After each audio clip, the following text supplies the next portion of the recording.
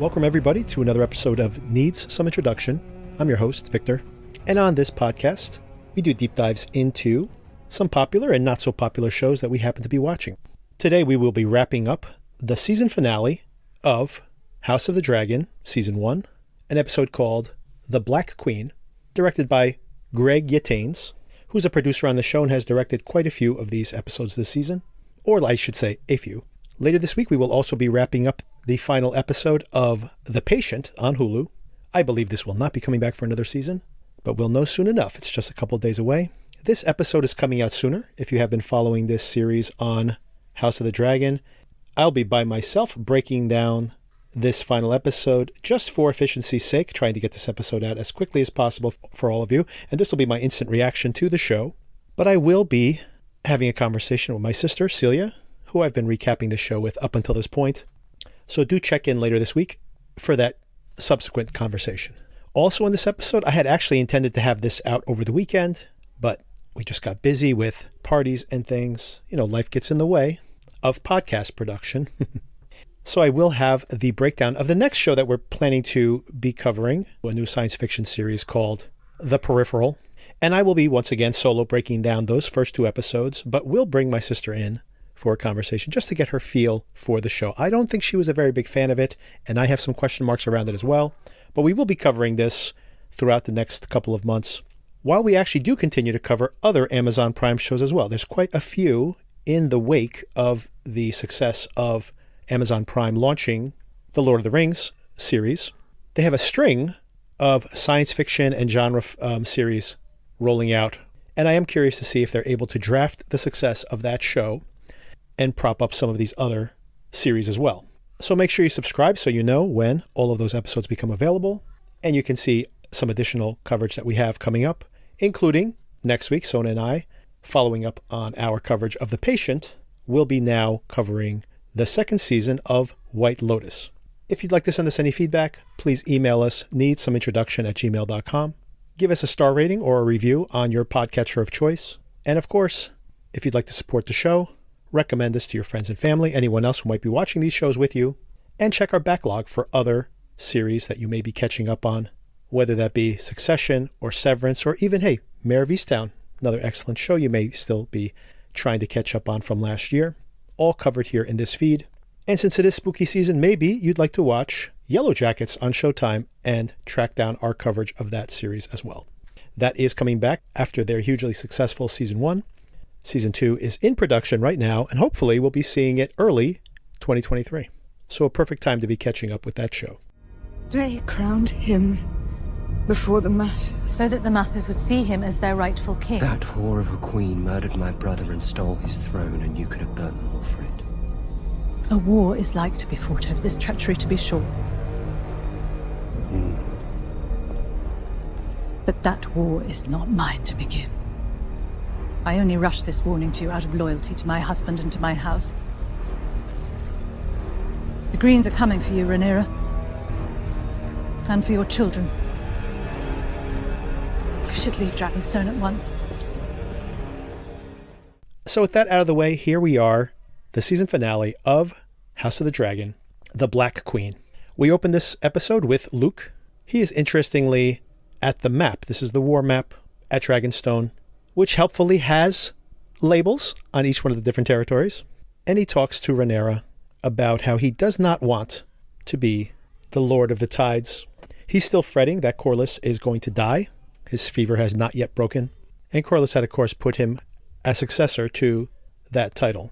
Rhaenyra mentions to him that he doesn't always choose his destiny. We don't always get to choose our destiny. But Luke does mention that Viserys had mentioned to them that she got to choose to be the next ruler. Rhaenys arrives on Dragonback with lots of news, immediately following up her exit from King's Landing last week. Your father's dead, and your title has been usurped. Daemon immediately reads this news in as stark and negative a way as possible. Alicent has killed his brother. He was fine the last time he saw him. Very questionable there. And following up on our question at the end of last week, I'm not sure I really buy this completely, but Rhaenys basically says, this will almost certainly lead to war. It's not her war to begin. All of this news sends Rhaenyra into a very early labor. While she's having very loud labor pains echoing through the castle. Daemon and the lords are planning their war strategy. They will prop up all of their forces along the ridge lines, make them look like a bigger force than they are visually. And Daemon, of course, is thinking about the dragons, always thinking about the dragons. Rhaenyra, as she continues this very painful labor, calls the boys to her side, and she explicitly says to Jace, it's your job to make sure that there is no war started without my say-so. We find out here that Corlys's fever has finally broken, and Jace goes into the war planning room. Daemon is ready to rally the troops and immediately make a strike on King's Landing. Jace explicitly says that no action is to be taken without his mother's orders, and Daemon decides to take Jace out and says, I want to show you what loyalty really looks like. Once again, I do worry about Daemon as a leader when you see certain actions like we see here. We have this completely over the top, this is from a stylistic standpoint or from a direction standpoint, cross-cutting of Rhaenyra giving birth to her premature and stillborn child, sadly. And this is intercut with Daemon basically confronting some knights and saying, are you still loyal to the queen? For real. If you re-pledge your loyalty now, you will be safe. If you do not pledge your fealty today, you will die quickly. But if you betray us in the future, you will die slowly. So Daemon in general believes in being a tyrannical leader.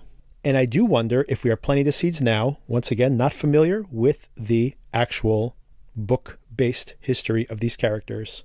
Is this type of tyrannical leadership going to lead to a short-term victory, but then a long-term collapse of this family? And maybe that is what is outlined in season 2. Remains to be seen, of course. This is just me speculating. As I mentioned, we have Rhaenyra with the stillborn child. I have appreciated the show, by the way, this entire season. There is an ongoing, not even subtext at this point, it is a theme across this entire season of show about the costs and risks of childbearing and motherhood. And here we have one more. I mean, we have had so many bloody, horrible births. I've appreciated this entire season, but I'm at this point, this late in the game, I'm like, okay, I get it. Can we have a little less of this next season, please? We see a funeral for the baby where everyone has gathered, relatively sparsely populated island right now. And Eric, I think this is Eric with an E, not Eric, his twin brother. I forget which one's the good one, but this is the one who helped Rhaenys escape. And he shows up to say, I pledge my loyalty, my fealty, my life, my chastity to my queen. And he even brought a crown with him, one of the crowns from King's Landing. Although not the Conqueror's crown, I guess. Everyone kneels to Rhaenyra, but not Rhaenys, I guess, because I'm not sure exactly why. I don't think she's trying to make a point here. Maybe it's just her status. Or maybe it's the fact that Corlys is the one who makes the final decision as to whether they align with her or not, now that he's better. But she does seem to be pleased to see Rhaenyra crowned as queen. Just that she gets to see this happen in her lifetime, perhaps.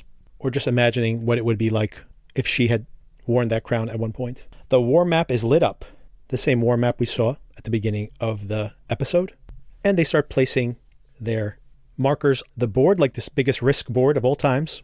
Who will be loyal to the queen? We hear, I think, the mention of the Stark family for the very first time here. They have a reputation for being loyal. And if they are loyal, and because they are well-liked and honorable, if they pledge fealty to the queen, the North will line up behind them. But all of this is tenuous, and Daemon keeps bringing up the fact that wars are won and lost based on the number of dragons you have, and they have 13 to 4 as far as his count goes. Rhaenyra is not completely convinced and seems put off by all of this really bloodthirsty talk, especially from Daemon. But before this conversation can even have or can even escalate, Otto arrives with an offer. Rhaenyra shows up at the meeting and is a very, very impressive entry that she makes. And of course, a show of power. Remember, we have dragons. Princess Rhaenyra. I'm Queen Rhaenyra now. And you all are traitors to the realm.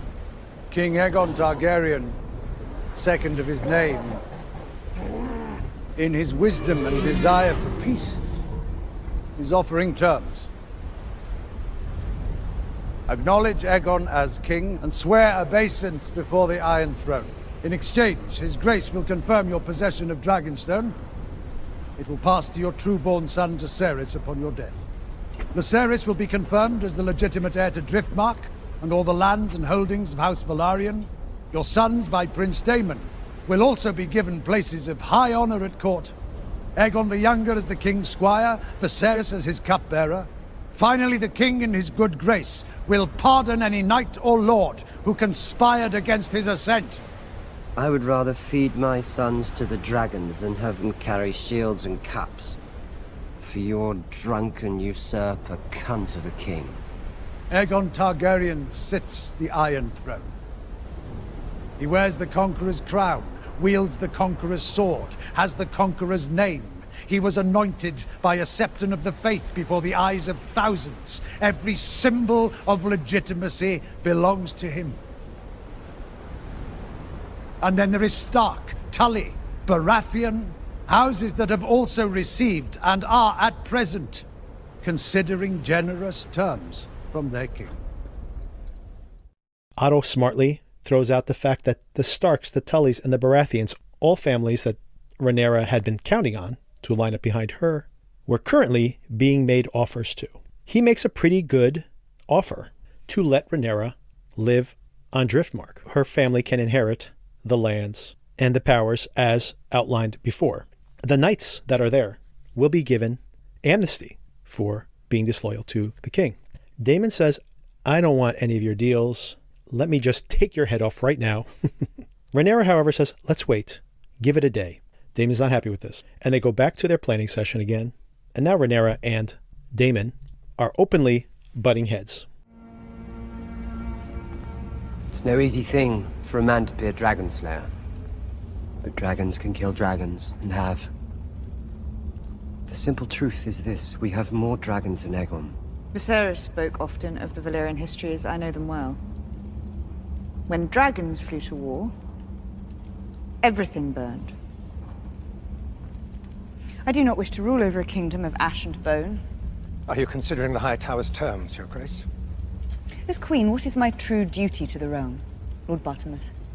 Ensuring peace and unity, or that I sit the Iron Throne no matter the cost? Is your father talking? My father's dead. And he chose me as his successor. To defend the realm, not cast it headlong into war. The enemy have declared war. What are you going to do about it? And she mentions to Daemon that there is bigger things, bigger stakes here. Remember the story of the Song of Ice and Fire. But Daemon doesn't know this story. And he lashes out at her. The fact that his brother never shared this with him. And once again, Daemon is just thinking about those dragons. That's how we win this thing, regardless of what Rhaenyra tells him. He gets so furious at this point that he actually starts choking her out. So it really shows you just still unpredictable he can possibly be. Then we see a very interesting scene between Corlys and Rhaenys. Corlys seems really defeated here. After his long fight against this fever, heedless ambition has always been a Velaryon weakness.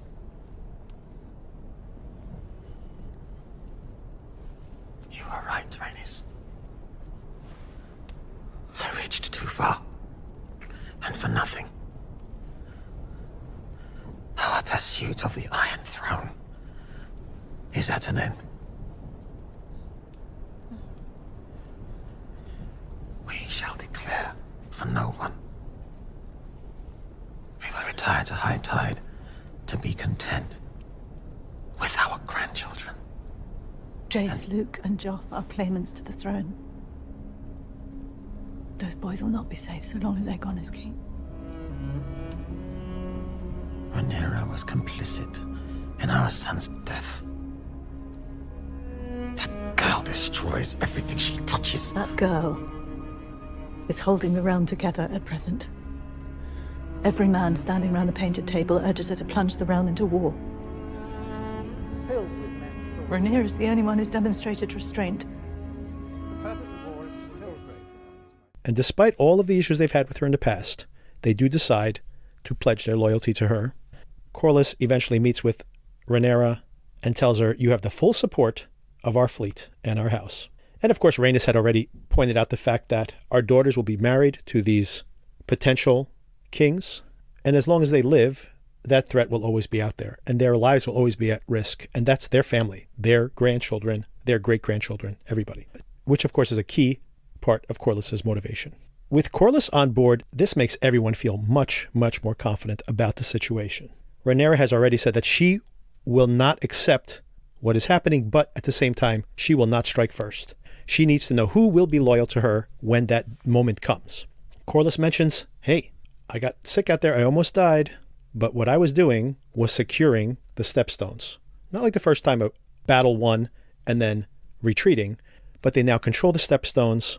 And through a narrow passage there as well, they can have a full blockade, full blockage of any transport in or out of King's Landing. Rhaenys says that she will patrol the narrow passage herself with her dragon. So that's their plan. You starve them and then you surround them. But they need enough manpower to surround them. And of course, they have to make sure that, for example, the Baratheons who are nearby won't actually attack their flank as they're surrounding King's Landing. So they need to get a loyalty check from these remaining families. They're going to send a raven to check in on families in the north and the south. But Luke mentions, nope, dragons are faster. We should do this ourselves. Jace is heading north to meet up with all the families in the north. Luke is heading to the south to meet with the Baratheons. It's nearby. And here we have a huge miscalculation by Rhaenyra, where she tells Luke, who's worried about this trip, look, it's a short trip. The Baratheons are in your bloodline, and Lord Baratheon is very proud. He'll just be happy to host the prince. You'll be greeted very kindly there. Daemon has another plan. More dragons. He had mentioned earlier that not only are there some riderless dragons, there are actual wild dragons on the island still. And he decides to go and serenade in Valerian, one of these massive, monstrous, really feral-looking dragon. And I do wonder, what is the size of this dragon? And can it really be tamed? And is this, once again, not having read the books, is this dragon going to be a dragon killer? Is this going to lead to the extermination of the dragons? So maybe Daemon's fervor for more and more and more dragons, more and more wild dragons, might lead to the end of the dragon lineage. Because this dragon just gives me very, very bad vibes. And Daemon had even mentioned at that fireside conversation with Rhaenyra that part of the reason reinforcing that idea that dragons equal power, Daemon mentions that for a man to kill a dragon is incredibly, incredibly difficult. But dragons do kill dragons all the time. And we outnumber the dragons that they have. And once again, seeing this feral dragon, I do wonder that once dragons start killing dragons and get a little taste for that, it is a zero-sum game where eventually you have one dragon, and if you can't mate, then that's the end of the dragons. Luke arrives at the Baratheon castle, and as he's walking inside, he sees a Godzilla-sized dragon is also there. Somehow he missed it on arrival. And he really should have, at that very moment, backed out of this whole thing, because we only know one person who's riding that gigantic dragon. This is pretty funny. He arrives inside. We right away see that Aemond is still there. Not surprising at this point. And I'm pretty sure the Baratheon king cannot read. He needs his Maester to come and read the offer presented by Rhaenyra via Luke. This doesn't go well. He's not warmly received. Remind me of my father's oath. King Aegon at least came with an offer. My swords and banners for a marriage pact. If I do as your mother bids, which one of my daughters will you wed? Boy? My lord, I am not free to marry. I'm already betrothed. So you come with empty hands. Go home, pup. And tell your mother that the Lord of Storm's End is not some dog that she can whistle up at need to set against her foes. I shall take your answer to the Queen, my lord. And it looks like he will not get his loyalty. Although I'm sure his decision is based on more than this. His decision is probably based on what are the other kings and his family and neighborhood going to decide to do. But it's not smooth. It's not as smooth as they were hoping for. And this is when Aemond really starts to escalate things, as he likes to. First of all, he calls Luke Lord Strong. Once again, little salt in the wound. He shows off, honestly, some pretty awesome skull jewelry here. He's embedded some blue stone, I believe, in his eye socket, the empty eye socket, and asks Luke to remove one of his eyes as payback so he could present it to his mother, Queen Alicent. I'm pretty sure at least one of those three Baratheon girls is really goth, and she was like, whoa, look at that awesome eye gear. I think she's digging on the whole death lover vibe that Aemond is giving off right here. Luke does sound confident, at least, being like, no, he refuses to remove an eye. Hey, it doesn't really take a lot of courage to tell somebody you don't plan to remove your own eye. And Lord Baratheon says, "You will not have violence in here. No blood will be shed. I am not going to let this happen under my roof," and kicks them out. He's a messenger. He's not a warrior. This can't happen here. So he's protected momentarily. But as soon as he walks out the door, the race is on. Race to the dragons and escape. Then we have a very long, really one of the most incredible visual sequences we've had in this whole entire series. And compared to Game of Thrones, where they little by little were figuring out the dragon thing, looked very, very sketchy early on in the series and got better as they went along. This whole sequence, they must have planned it out way ahead of time, had plenty of time to finish it properly because it's just beautifully rendered. It helps that it's in pouring rain. When you have limited budget for your special effects, put a lot of rain around it. We can go back to the original Tyrannosaurus Rex attack in the first Jurassic Park film. All you need is some rain to mask any visual weaknesses, and that's why that stuff looks so good, and partially that's why this looks so good now. Just some of the really cool sequences we see here. Luke is flying with his dragon. There's a lightning strike within a cloud, and we see in silhouette this massive, the size of Vhagar, emerges from the clouds and nips at Arax. But Luke, being smart, decides to use his small size to his advantage and goes through this narrow passage, and Vhagar cannot fit. So now it seems that Arax and Luke have possibly made their escape.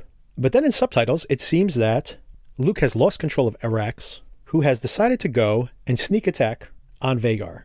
And then Vhagar also, off on her own, ignores Aemon's calls to control herself. And then another beautiful sequence as we see finally Arax and Luke have escaped the storm. They're high up in the sky. They can see the sun. It looks like a glide path back to the island, back to Dragonstone, when Vhagar emerges from one of these storm clouds and just chomps them in half. And we see just the wings fluttering down back into the storm clouds and Aemon's face, because he knows he has just accidentally drawn first blood and this war is on. And that leads us to the final moments in slow motion. Daemon approaches Rhaenyra around the war room table, whispers in her ear. You see her from behind processing this information, and she turns around. And now she is, as the title states, the Black Queen. The Black Queen because she's Targaryen. The Black Queen because she's in mourning yet again. And the Black Queen because now her heart is black too. And the Dance of the Dragons is about to begin. I'm not going to spend too much time right now talking about the strengths and weaknesses of this season, because I think I'm going to spend most of my conversation with Celia talking exactly about that. I will agree to some of the negative comments on House of the Dragon that, especially when the time jumps became more prevalent, that there's an element of soap opera to this, where we're just seeing people in these extreme situations having to react to them. And that can feel a little soapy. I agree.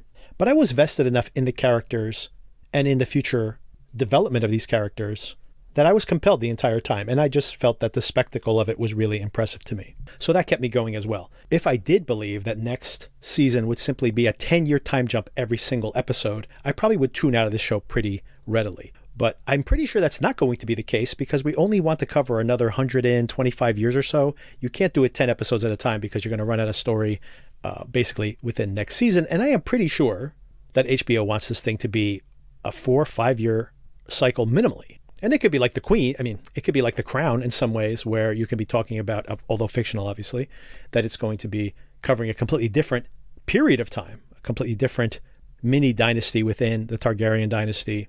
So we can see a lot of characters swapping out, maybe over the course of a season or even within a season. But I do not expect to see big 10-year, 20-year time jumps, even 20 years within a season. Maybe, I'll take that back. Maybe 20 years within a season makes sense, actually. And in 5 years or so, you're getting close to the continuity within the original Game of Thrones show. So I'm still very interested. And tune in later this week when I discuss this finale with my sister and we get her feel for how excited she is. I'm pretty sure she's pretty excited. She's been a big, big fan of this show and has not had some of those qualms that I've had about how disconnected I feel from some of the characters just when they make those big time jumps. But I feel if they stick with these characters, this cast, I should say, in the next season, I'll be pretty happy, even more so than I was with this season. And hey, I was pretty happy with this season. And to contrast it one last time, to contrast it briefly to the first season of Game of Thrones, I do not think this season is as good as the best seasons of Game of Thrones.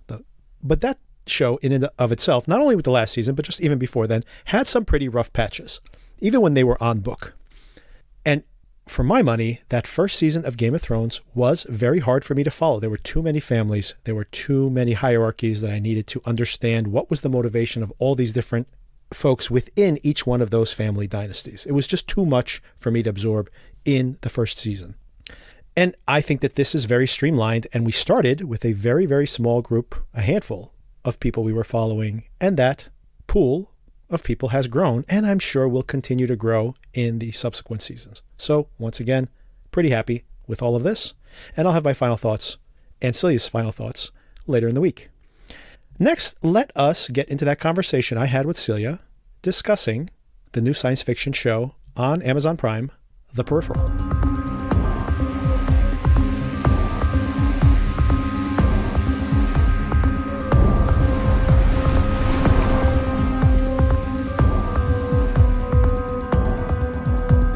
All right, so Celia, at the top of this episode, I'm going to insert my instant reaction to the finale of House of the Dragon.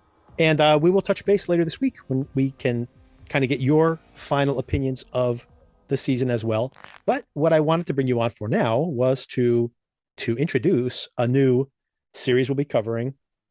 And I already said this to you off mic, but I'll do it officially. Here we have Amazon Prime coming off of this huge success of their Lord of the Rings show, a show that I did not like, by the way, and I will give some kind of actual review, some space in here for that review somewhere in the future.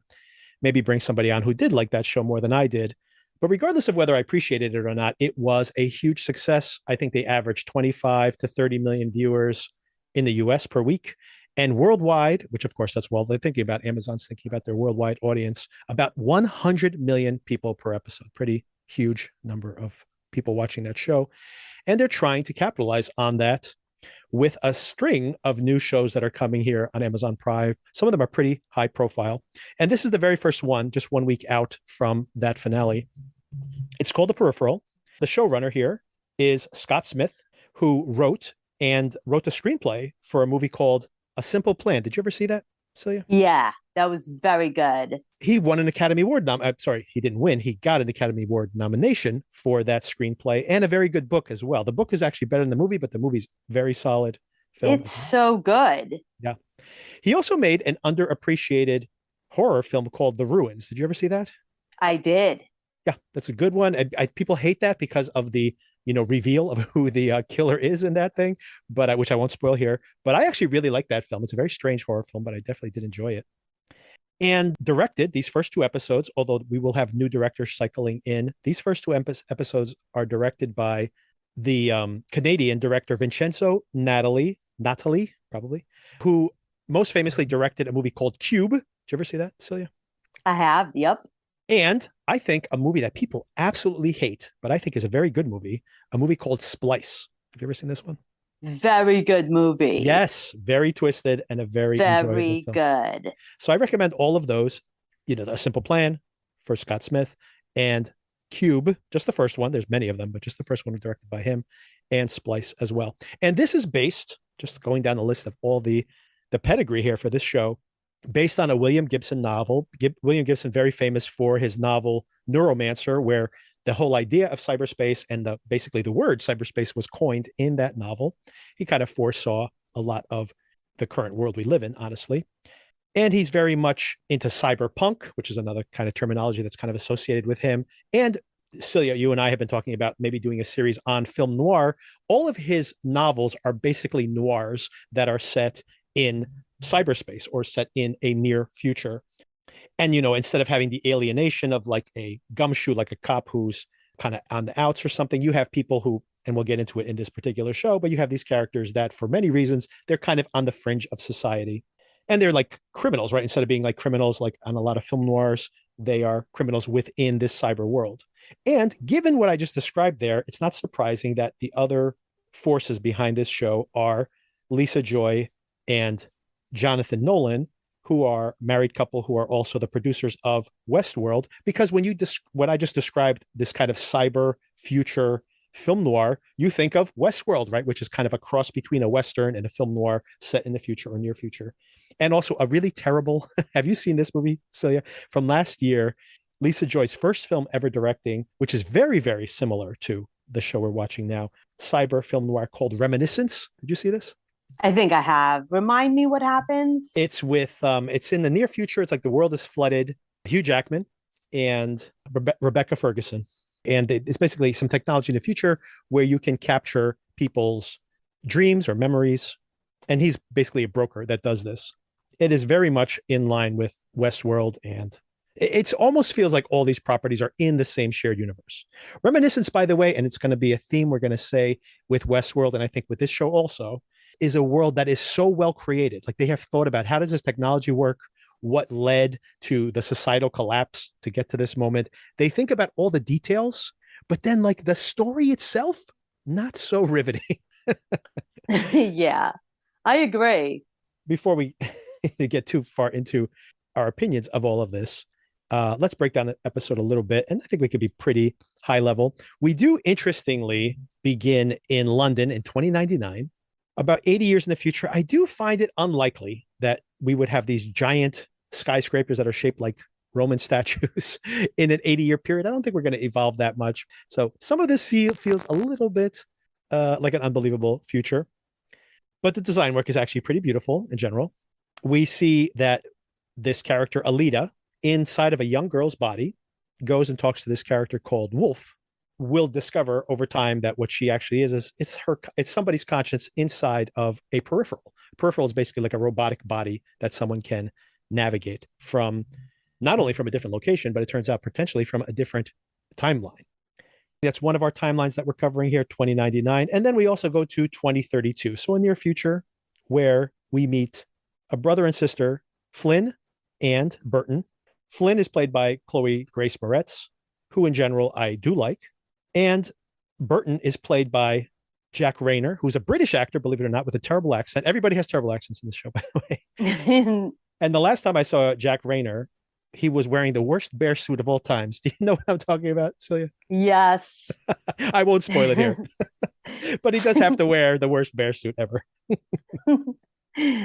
Before we get going, like we have this basic setup here of these worlds that have been created. And of course, like they're down in, what is this, Louisiana or something? What's your general opinion? These actors, their accents, anyway, the setup. It's very visually striking in the opposite way that Game of Thrones is, because it's like you're watching a cartoon. Yeah.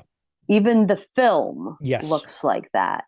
Yeah, I think you're touching on something there that I hadn't thought about that I think is a good point. It feels very low stakes, right? Even though these people's like lives are on the line, because it feels like there's too much artifice to all of this, right? Exactly, yes. A detail I forgot that I wanted to bring back, I just remembered. The first thing we see is the 2099 timeframe, which is important, by the way, 2099, because it just allows us to know as viewers that this isn't like someone playing a prank on her, that this is all happening in cyberspace or something. You know, it literally says 2099 on the screen, right? So we know that this is London 2099. So that is a version of 2099 that we're seeing. They're not playing peekaboo with this. It's not going to be like some kind of switcheroo later on. The second thing I thought was interesting is that the very next thing we see, and I forgot to bring it up here, we see a diorama of the farmhouse, the trailer where Burton lives, adjacent to the house.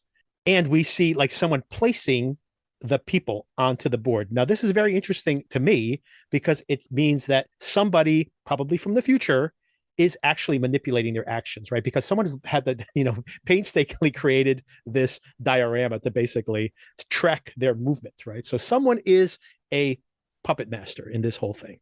And then after that, we see that, this diorama, this 3D printed, interestingly, because that's where she works, 3D printed model that we see is actually correlates to an actual place with actual people living in it. This is very well thought out.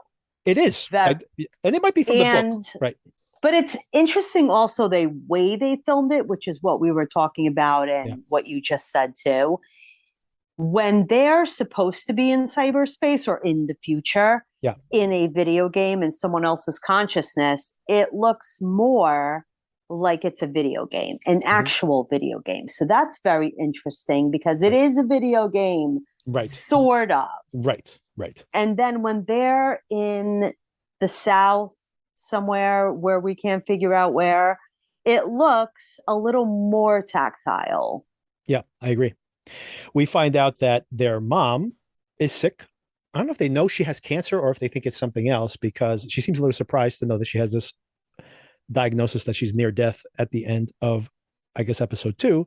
But they know that she's very, very sick. This medication she needs to be on, she has to buy it from drug dealers, and it costs $1,000 per day for this pill. Pretty expensive. And the mom is blind. Yes, she's been blind by either by this cancer or from other condition as well. So she finds out that her mom is low on her pills, and she accuses her brother of stealing the pills because he has pain problems too. Apparently, he was formerly in the military. He has haptics, right? He basically has, he's able to control either in games or even drones through these haptics that are under his skin. And then we see there's a whole bunch of these folks who have this. And at first I thought it was just like, is this just for enhanced gaming experience? No, it turns out this was part of their, basically the drone program in the military. And he has his own pain problems, right? But she's accusing him of taking some of these pills, which means that she desperately needs to get her hands on another one of these pills as quickly as possible. She's so nice about it, though. Even when she accuses him, like, she does it kind of like understandingly. She's annoyed at him, but she is like, okay, so how do we fix this problem? Exactly. She's very calm about it. And the way they fix this problem is that he is apparently losing some mission, and he offers to, hey, if you can clear this level, I'm going to get paid. He apparently does. This is the work he does. And by the way, this is a legitimate job nowadays. He's getting paid by rich people to log in as those characters to build up their characters and like complete these higher and higher missions. This is actually an actual job. I had a friend of mine who worked at my last job, and what he did was he literally had a computer running all the time that was like mining gold in one of these multiplayer cyber worlds, right, where you have these characters that you build up. So he had basically had robotic characters that were like mining there, and then he would sell the gold. He would buy armor and shields and swords and everything, and then sell them to players. So this is something that is kind of happening in the real world. And once again, to the credit of Gibson, of course, who's very technically savvy, and to these showrunners, they're making a world which is believable. But she is the better player than he is. So she basically says, hey, help me clear this level, and then I'll help you pay for mom's medication. This is basically like a World War II simulation. The Nazis are outside. She decides to free the goats. Even though these are virtual goats, she decides to free the goats just out of kindness, which then reveals that there's a tractor in there, and they use the tractor to make an escape, clear the level. And by the time Burton comes back from his potty break or snack break, whatever he was doing, she's already cleared the level. She's already done that and headed out to work. She does 3D printing. She like runs at a 3D print shop with some of her coworkers, I guess her best friend. On the way, she runs into this sheriff, Tommy, what's his name? Constantine, I think. Who she either has a crush on him from when she was younger, or he has a crush on her, or maybe they have a crush on each other. Can't get quite a feel on this yet. She has a crush on him. Yeah. But I feel like he also has a crush on her. That's what I'm saying. I think that maybe they're going to end up together at some point in the show, which is a little corny, but still, I'm okay. Okay. We got to have some human interest in there. So, okay. I'll buy it. And we find out also that he's getting married, right? So he's actually there to print out some figurines, like, for his cake. Flynn's best friend says, I can't believe you work here at this shop, because you could easily just go do what your brother does. You're even better at it than he does. You have the means to make a better living than you do here. She says it's not real. It's not real. She wants the real world, right? I feel like the characters are all believable. Yeah. And I don't dislike it. The way I feel about it is I'm not hooked. Part of the issue I have with getting hooked in with this is, and I believe, I'm pretty sure that in the book, this is like a lower income family from the South, something like that, like very similar to what they're presenting here, regardless of where geographically they're from. I think that this comes right from the novel. But by having these actors putting on these very thick accents, and, these are pretty well-known actors, relatively well-known, and the accents are so obvious, even if they're not that well-known. It's just another distancing thing for me. It's like, why? Like, they could be from the South and not have really thick accents. Like, they went to college and stuff. They lost their accents. That happens all the time. Like, it just seems like, once again, I just feel like the ingredients are right. I like science fiction. I'm just kind of like, I don't know. There's just something that's not, like you said, I'm just not hooked in. I'm thinking about stuff, but I'm not engaged, right? Even though I'm not hooked, I appreciate a lot of the things that are happening here. Yeah. I like the actors. I think everyone's relationship is believable. I think the people are likable. I think this girl is like so nice, like what I was saying before. She is reprimanding her brother, but she's kind of nice about it. Yeah. I like these people.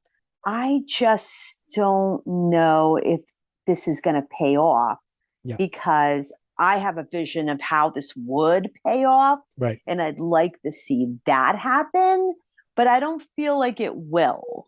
I feel like I'm going to be let down. I have a speculation of my own into a direction I hope the show goes into. So let's save that for the end, because I'm very curious to know what your version of that basically is. Yeah, where it would be like, oh, that was a great show. Yeah. And who knows? I mean, like I said, the book is pre-written, so there could be a really good ending there that they just have to, successfully bring to screen. But I mean, it has potential, is what we're trying to say. Sure. Then we see that someone has requested a 3D printout of a new headgear. The company is Milagros Cold Iron from Peru, I think, somewhere in South America. And apparently this has been printed out for Burton. So because Burton has cleared some level on via gaming, this headset's been like tailored for him. He's supposed to be a good candidate for this. He normally goes and tests out games that are in production, and he thinks this is more of the same. Turns out when he shows up at the house with the headgear, when she shows up at the house with the headgear, she's like, you never made it to level 100. He's like, yeah, but someone logged in as me and made it to level 100. And that, of course, was Flynn herself. So he goes, hey, why don't you go in, try the headgear on, see what they have. You're probably more qualified for whatever that mission is than I am. And there's a big payday. And with that payday, you can take care of us for like a month or two. He's like saying, so he basically take care of the meds for a while for the mom, and of course, pay their way as well. She throws on the headgear, and this is completely immersive, right? It's basically connecting to her brain. It's not just a VR headset with like just a visual pane in front of it, which is similar to what is being rolled out now with some of these new devices. So it's the most immersive experience she's had. And she's in, we know, but she doesn't know yet, in this 2099 version of London. And she has a voice in her head giving her instructions for a mission she needs to complete. That voice turns out to be Alita, who we met momentarily at the beginning in a different body, talking to Wolf. This is very, very good, this scene, though. Like when she gets off the motorcycle in the body of her brother in this video world she believes she's in. Yep. The motorcycle behind him just kind of like melts. It shrinks down into like, it's a small version of it. So she could like get on it later. Yeah. Which is very video gamey. Absolutely. It's very pretty. I like when people just magically appear as they walk through the screen. In the house, those robot servants, very pretty. So there's a lot I like about it. One of the things she needs to accomplish is to seduce this woman at this party. Not just like, get her number. She needs to go home with him, which is interesting because first of all, you have Flynn, who is in her brother's body, strangely, and has to seduce a woman, even though she's presenting herself as a man. Actually, she has a fantasy later on of the seduction itself. But beyond that, it's the fact that just the logistics of this. How did they know that she was going to go and be seduced by this guy? And you could be like, well, maybe this guy is like very much like her type, let's say. And really, he would have messed that up. The reason she got this woman is because she's very smart and she is a woman. She already knows what the thing to say would be to get her to be like, oh, so intrigued. I could buy that. I did buy it. I do buy that part of it. Absolutely. The part I don't buy is that this whole mission hinges on the fact that she will be sexually attracted to this guy. that's with a little, that they're putting a lot on the line there, right? A lot of guesswork there. He's charming. It could work. We see a couple other things here. She very gymnastic, basically, in her movements, more so than she is in real life in this body, which of course she still thinks is a virtual body. And I guess it is in its own way. But that's the kind of stuff that also made it come off like a cartoon. Yeah. If this was more earthy, I would have definitely liked it better. Yeah. But this is like they're in a video game. I can do these ninja moves that I can't do in real life. I can seduce a woman by saying, I guess, key words. Maybe that's the key. Because she's a robot too. Well, is she though? I think she's a real person. She's not. But if I was in this person's body, I'd be like, maybe that's a robot too. Oh, yeah. And Right. I You just think, have you to think it's just a game. say Of course you think it's just a game. Right. X amount of the right words, Right. and they would be like, oh, yeah. You're not a gamer, but what you're describing is the way games work. With gaming, especially when you have interactions with characters, virtual characters, that's exactly what you need to do. You need to say, like, what are the correct sequence of words, questions to ask or whatever to get to the next level, right? To get them to give you the piece of information you want. But like you said, it's like pre-encoded. You just need to guess the pattern, right? Yeah. But that made it feel like a cartoon. And the lighting in the video is different. It's like it has a filter or something. So it doesn't look the same as when they're in the South, our assumption is. Yeah, absolutely. This has a video game, it's got a filter on it. So you're very aware that they're in a video game. These are the things that are not connecting me to this. Yes, yes. I'm not hooked because of that. Yeah, the stakes are not clear, but also the world, right? I agree. Like the world is like too artificial. It's like it's too, and I feel the same way. This is how I feel about the later seasons of Westworld as well. All of my appreciation of the show, which I'm curious about for sure, is tamped down by my experience of Westworld, which has all the issues you're describing, where you have these, sequences where they all have to go to some orgy or some beautiful lavish party or something, and it's all just like, we need to clear this level and figure out who do we need to talk to here and what thing do we need to, and it makes it all feel just so arbitrary, and it's just low stakes, especially when, like, on Westworld, not that litigate Westworld we right talk now about Westworld all the so time. much. But just we to bring do. it up but to bring it up again, it's just the constant. Yeah, I mean, that's the whole Westworld problem, but it's the same issue. We are so against it. We're like, why? Like, we cannot get over it. I know. And they have not renewed for another season. Thank God. Please do not bring another season of that show back.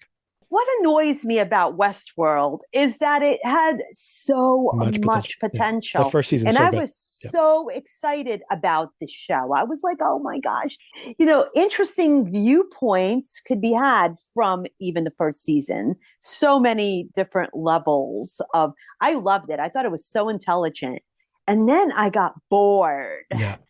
I mean, it just repeated itself over and over again. Yeah. Like, not even intellectually dampened, just bored.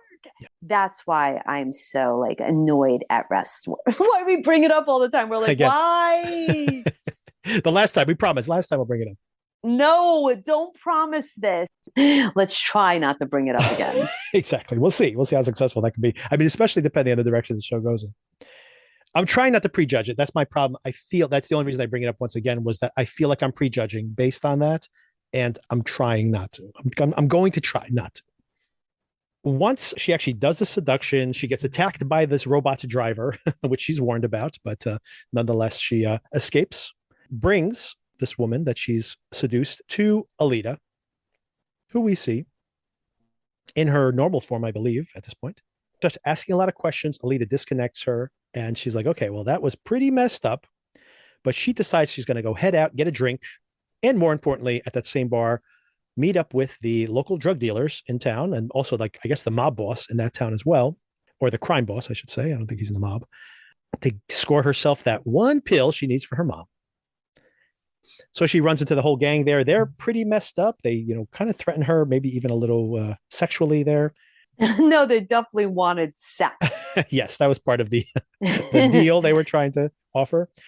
She's so calm, even with them. Yes. Like she's the probably way used to it. She's probably used to this. So she was just like, kind of exasperated. How annoying. Just give me my pill. And that's when we meet Connor, who we saw briefly inside the bar as well. He's a war veteran who apparently fought, I guess, in very different circumstances with Burton and his friends, because he, physically fought. He lost 3 limbs. He has only one arm. Only one arm, right? And but he has an incredible motorcycle that is connected to his brain. He's exited at the same time that she has, rolls up as she's getting kind of threatened by these bullies. And he says, the only question is, will I kill all 3 of you or 2 of you before you get 1 bullet off? And with all that said, all they do is, give him the pill, give her the pill, which is all she wanted in the first place. They make themselves $1,000. And then we get a little backstory on Connor. And she heads off with her pill. What did you think of this Connor character? Once again, it's just this artifice of the show. I think he's just overdoing it with the accent also, right? It's just like, oof, everything's a little too heightened for me on this show, I think. They come off actually very believable as a brother and a sister. Yes, their chemistry is pretty good, even though the accents annoy me, but yes. I don't know if I'm as sensitive to terrible accents as you. Yeah. I believe you might I had be the Game more of Thrones. Yeah, I sensitive had to the House that. of the Dragon issues as well. You're always like, that was a terrible accent. Oof. How could they? And I'm thinking, I don't know if I even noticed it was terrible. To me, I'm like, oh, and they have to do an accent, so they're doing this accent. Even like bad Irish accents, I'll be like, oh, they were told to do an Irish accent and they're not Irish, so it sounds like that. But they're also actors. They're not really this guy anyway. Right. So I kind of don't care as much as you do. So what I was noticing is that the two of them are great brother and sister combo. Like there's no sexual chemistry, not like Game of Thrones. Well, that's a whole other situation. House of the Dragon. Well, that's a different situation. That's like brothers and sisters being like hubba hubba. But that's what we've been watching lately. True. Yeah. And I also kind of like his friends. They're just kind of really normal. Mm-hmm. Yeah, I like it. I like that. Yeah. Have like good chemistry. They're just buds. Yep. Drinking beer around the fire pit. Like they're real easy. And then even the bullies come off like believable. Yeah. They're just like the town low level thugs. The town accepts them because they're their thugs. The question is, how do I feel about him? I like him. Yeah. I like the character. It's just the accent really throws me off. I know. Look at you. You're like, it's just, if it wasn't just the for accent. that accent. It's just the accent. Absolutely. I would have felt just like you. All that being said, even as I hear myself speak, it's a little bland. I think the biggest problem with the show right now, honestly, is these episodes. Like, I think the first episode was an hour and 15 minutes. The second one was like an hour and 5 minutes, hour and 10. There's absolutely no reason for these episodes to be over an hour long. And I think that, if they tightened this all up, I think it would feel better. And maybe the next episode, maybe the future episodes will be shorter. Maybe they're just doing a lot of table setting. So I saw the first two. Yeah, I saw both. Yeah, me too. Yeah. Next morning, she wakes up. She medicates her mom with that pill.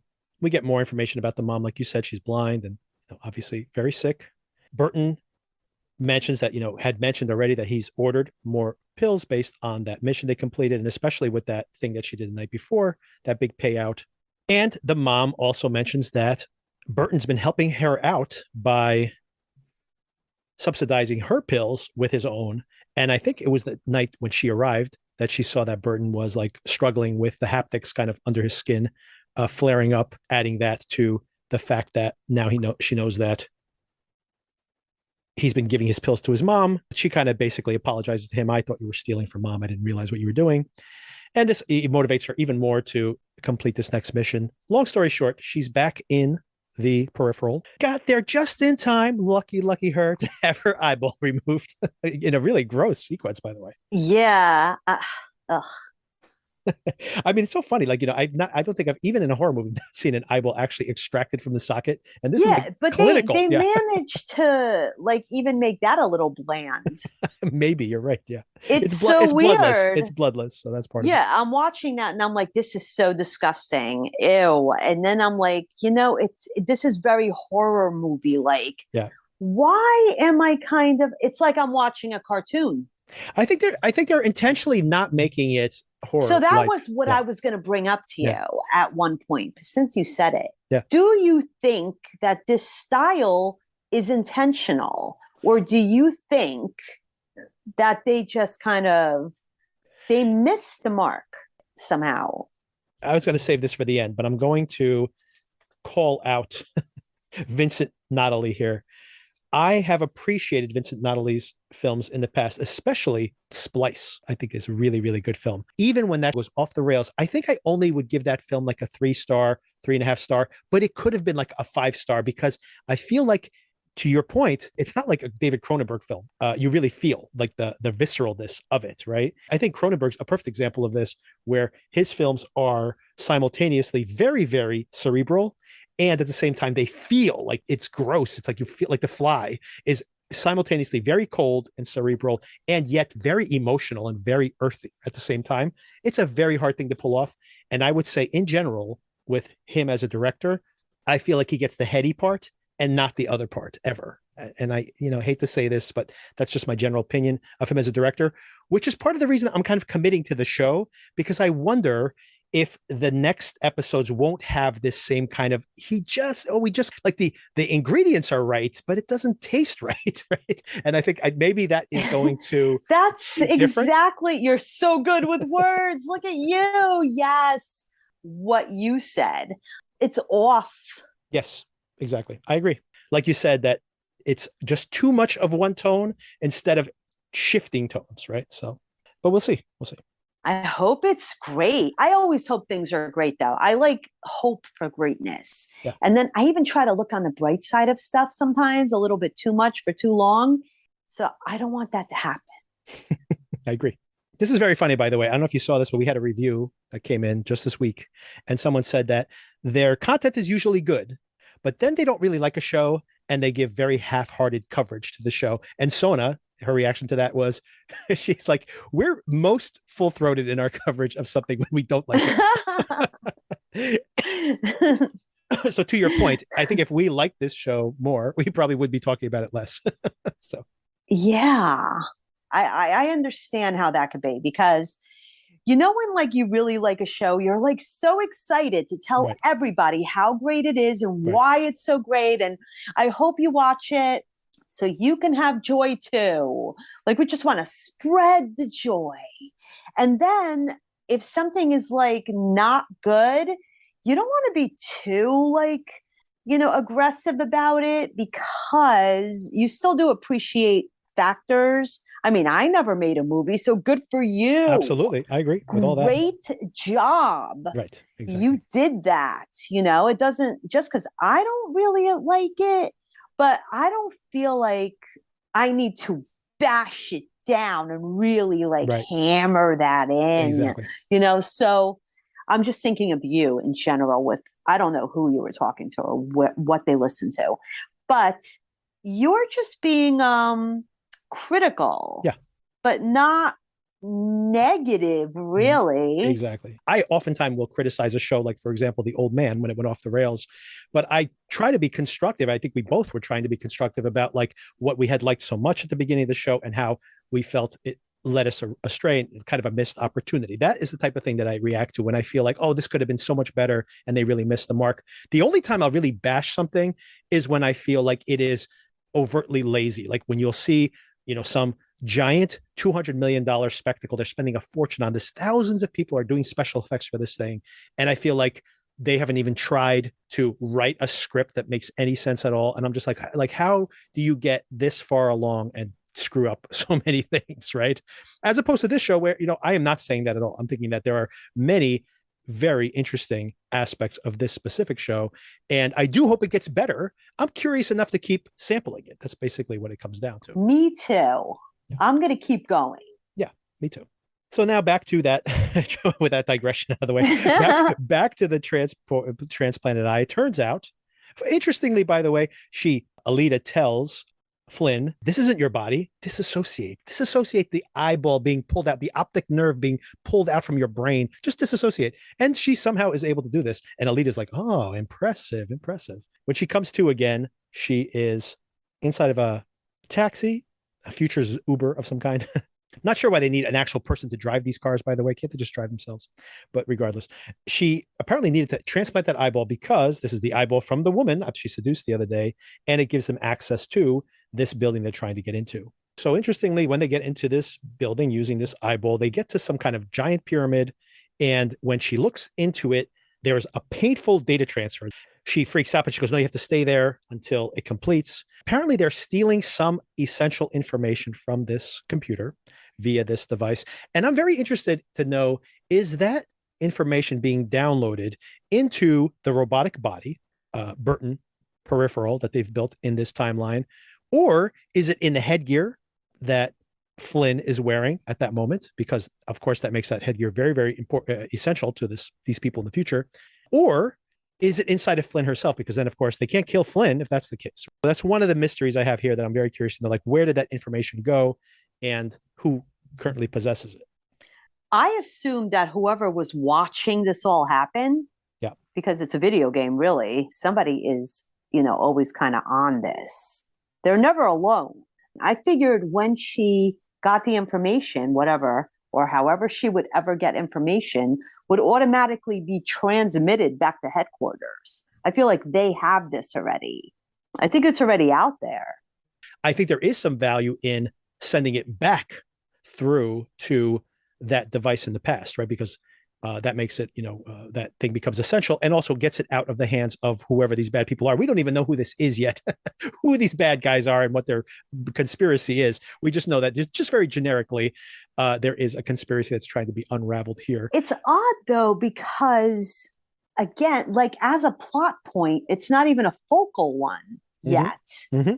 It's right. So strange. This is the weirdest setup. I'm like, I don't know how to feel about this. So this is actually when she first suspects that things are not as they seem. And basically what happens is this bodyguard shows up, captures, she goes in there, to protect Alita, still thinking this is a video game, by the way. She goes to attack the bodyguard. The bodyguard is way more proficient than she is, zip ties her hands behind her back. He tries to use this percussion weapon on Alita to torture her into talking.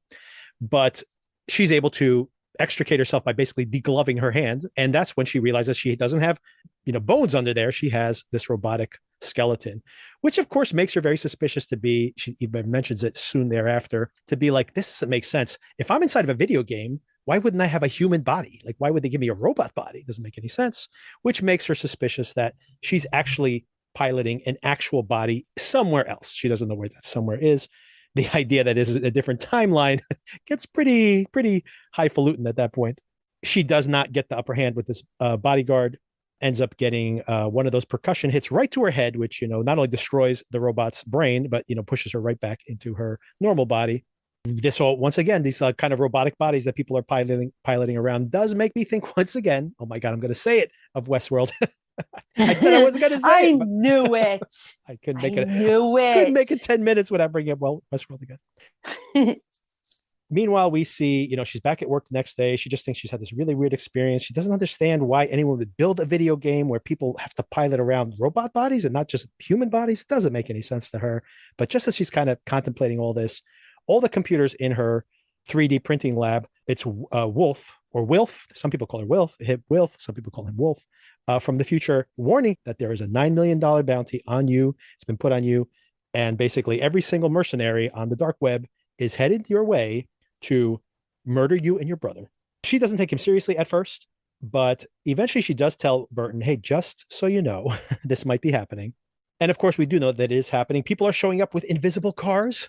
I'm not sure how they got invisible cars. This technology actually exists, by the way, although it's not like this good, but it does exist. It's actually pretty cool technology. They've made like planes and cars invisible in very limited ways. And what you do is you basically put a camera and little tiny LED screen on one side of your car, and then that image is broadcast to the opposite side of the car, and then vice versa. So if you're looking in a specific angle, the thing would look invisible, right? Because you're looking right through it, because you're actually seeing what's on the other side of it. The thing that doesn't make sense in this, version of reality is that basically this car is invisible from every single angle. How would the car know to project the version from who's watching it? Like it wouldn't really make sense. It doesn't really make sense. But it's almost. Do you know what this is like? It's like watching an old Terminator movie. Yeah. This is what this feels like. It's like to be honest with you, it feels like the non-canonical Terminator movies, like Terminator 1 and 2. The ones that are not directed by James Cameron, basically. The technology was kind of cool and somewhat realistic in the first two Terminator movies. And then after that, it was just kind of like, I don't know. I don't know about all this new technology. Everything's like a little too square. Too weird. Yeah. A little, and like the logic of the technology doesn't really quite make sense. Cameron's more of an engineer, so he's a little more grounded with the technology he makes up, in my opinion anyway. But so the bounty hunters are out to get them.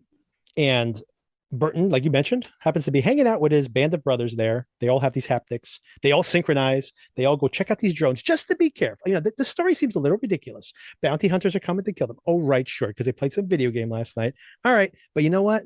Just to be sure, let's go and synchronize and send one of these drones up in the air and see if we see anything. And of course, they see the mercenaries are on the way, coming to get them in their invisible cars. Actually, they're just marching through the forest at this point.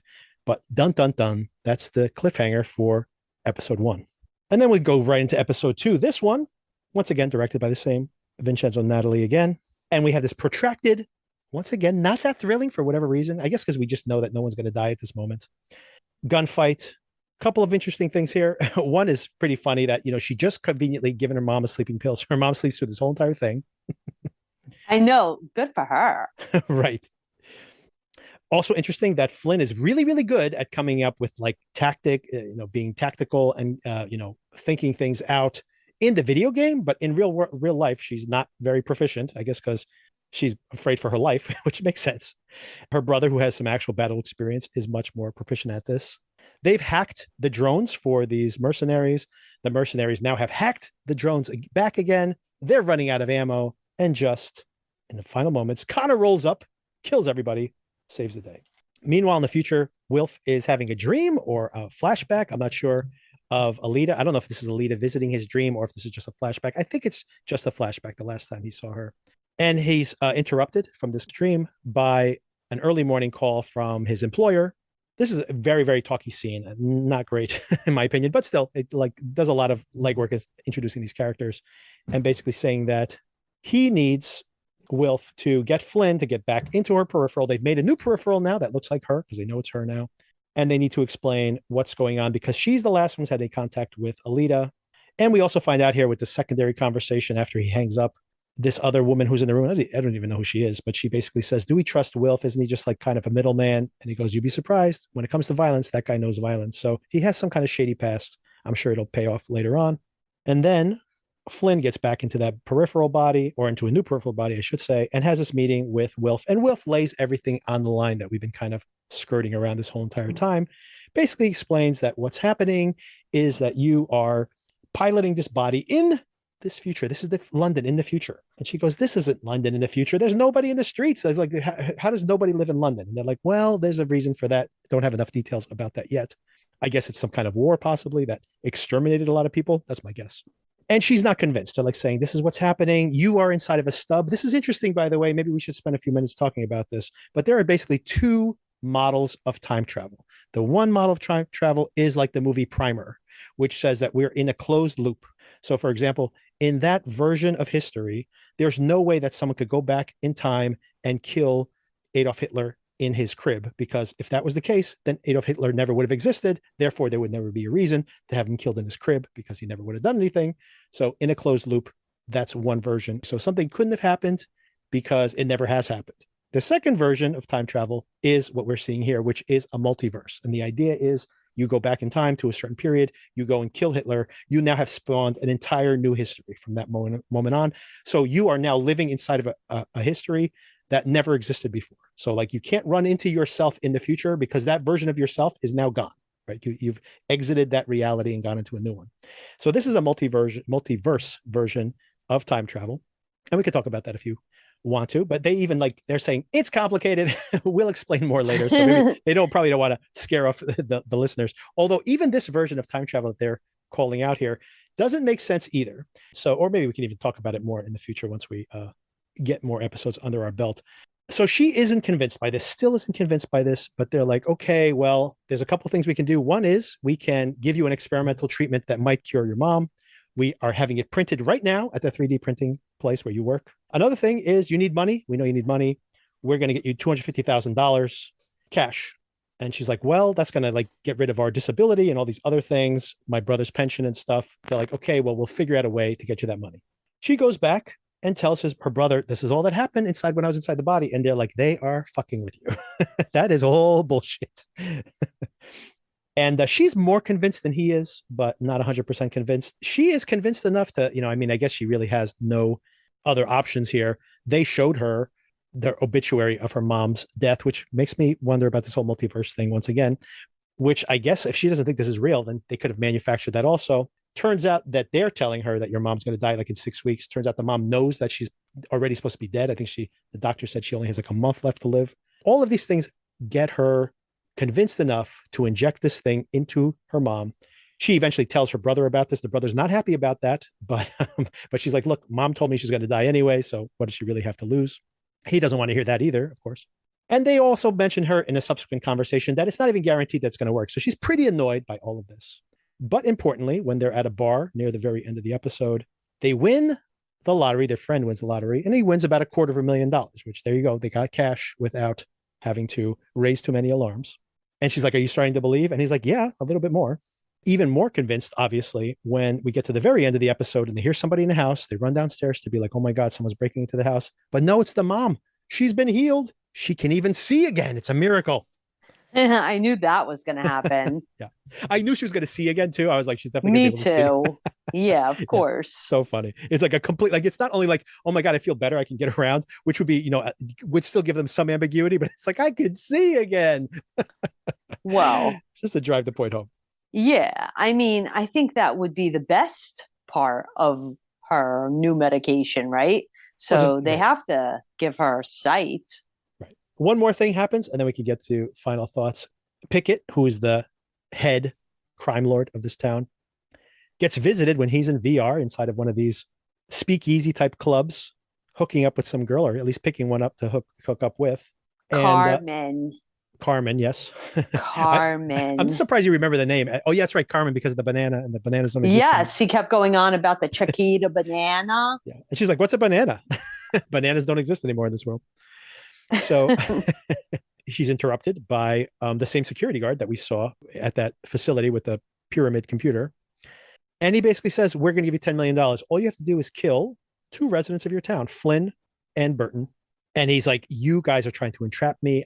And he gets all pissed off. He pulls off the headgear, pulls off the sensors he had on his crotch, completely ruined his cybersex session. Yeah, that was a buzzkill. Definitely. But he goes to get into bed with his wife and she's like, oh, well, I guess we're not going back in there anymore. I think someone hacked into there. Like, I think the government's watching me. They had promised him that not only would they pay him $10 million, they give him a quarter of it up front, just as a sign of goodwill. And he gets an alert from his bank. He's just gotten $2.5 million deposited into his account. So he's like, holy crap. So now he's definitely gunning for these 2 as well, a new risk to them. One thing I forgot before we get to closing moments is that earlier in the show, when Flynn was inside the Peripheral again, one of the new Peripheral, the sheriff, her ex love interest, showed up, and there's like piles of bodies in the backyard with flies all over them. And luckily they keep him away from the house so he doesn't notice what's going on there. But of course he has found the invisible cars. Very questionable. He's definitely going to get drawn into this, considering he's like, why are there invisible cars in the middle of the street? And who was driving those cars, and why are they not around anymore? Who left their invisible, the most cutting edge technology imaginable? They just left it behind.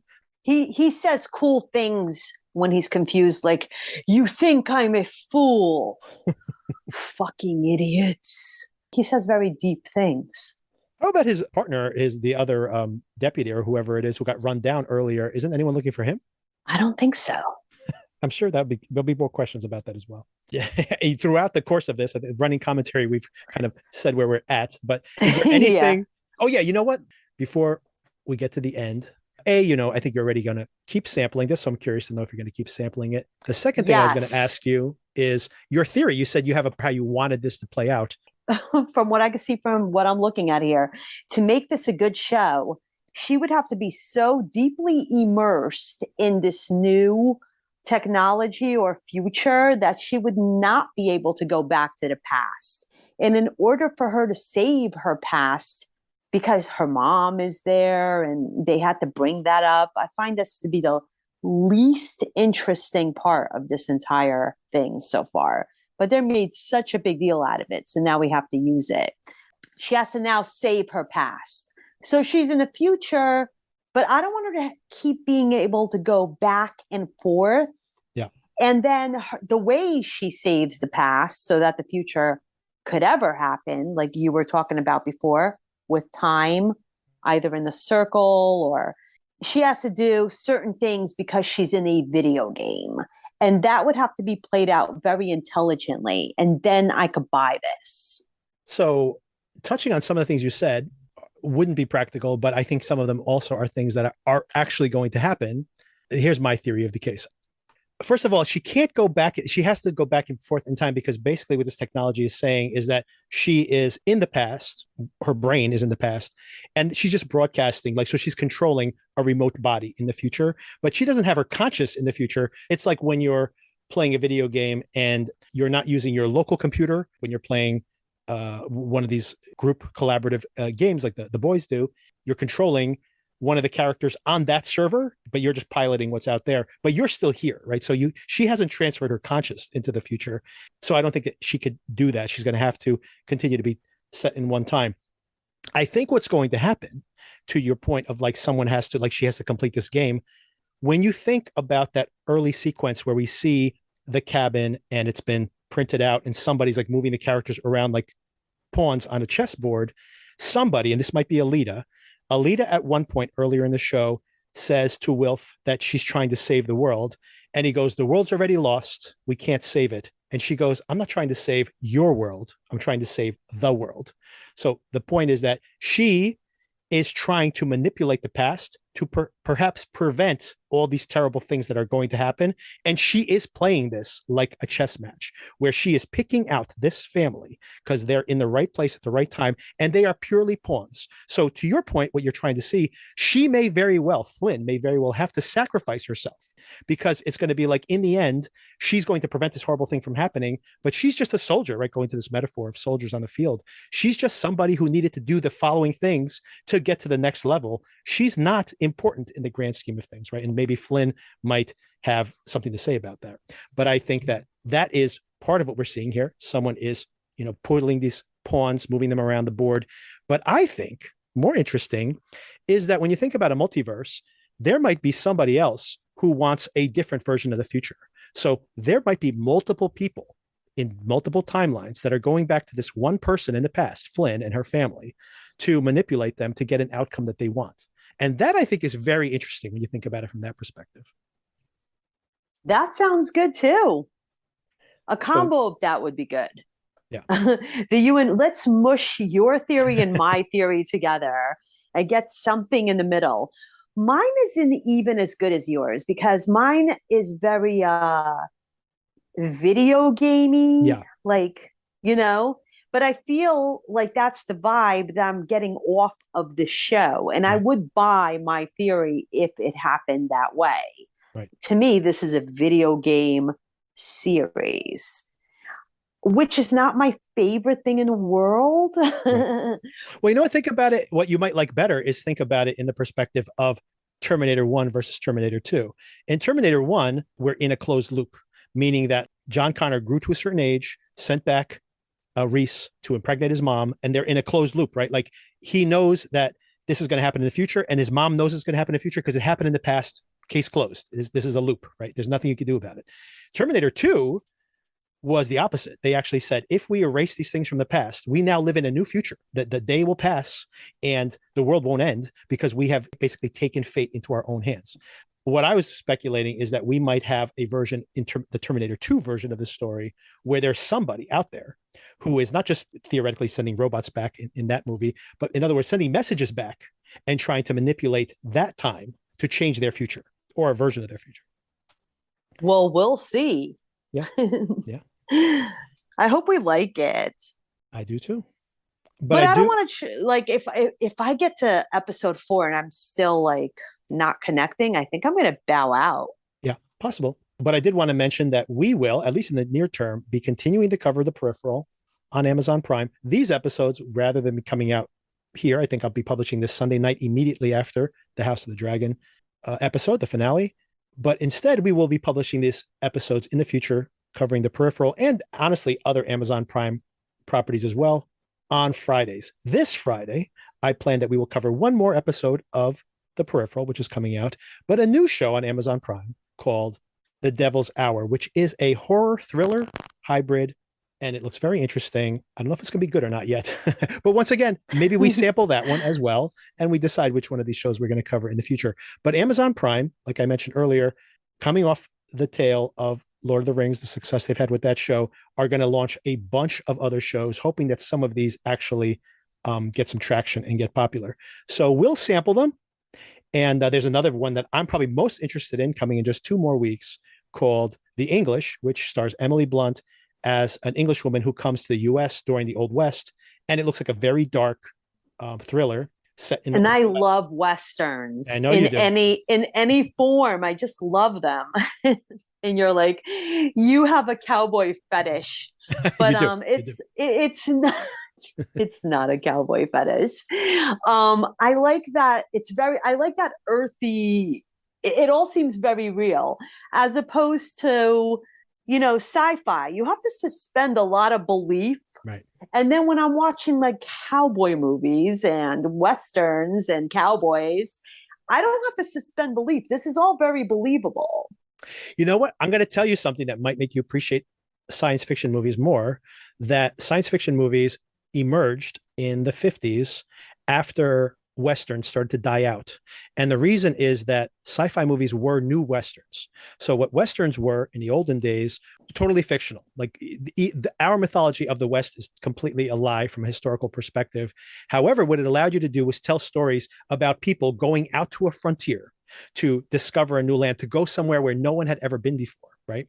And then that is what Westerns were. But then throughout the course of the 40s and 50s, people basically had colonized everywhere. So there was no more mystery like, oh, when we go here, we're going to encounter these different types of people or whatever. So they're like, what is the next frontier? And that's when they started to make science fiction movies. So to your point, you're saying you have to suspend disbelief. You just have this lower barrier for Westerns, but I would argue watch science fiction movies as if they're Westerns, because they actually follow a lot of the same plot beats, because they're both about people going into a new frontier. And that's, I agree. Yeah.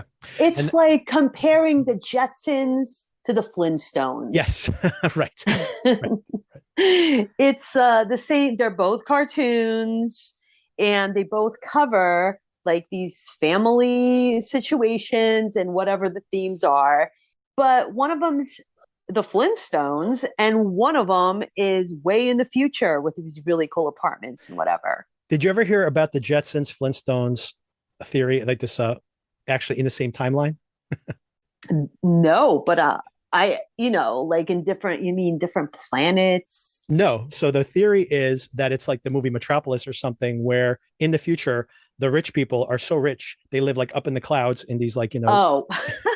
And the poor people people are basically back in the Stone Ages, so they live in the same so they're actually in the same timeline. That's so sad. All right, so we did want to talk about, we don't have time for it now, but we will talk about it maybe later in the week. A really great thriller called The Stranger came on Netflix just this week. I thought it was fantastic. We should definitely spend at least a little bit of time talking about it, maybe later in the week. All right. Thank you for the conversation. Enjoy your dinner. Right. Thank you. I better get that out of the oven. You better. Right. I better. Bye. Bye-bye.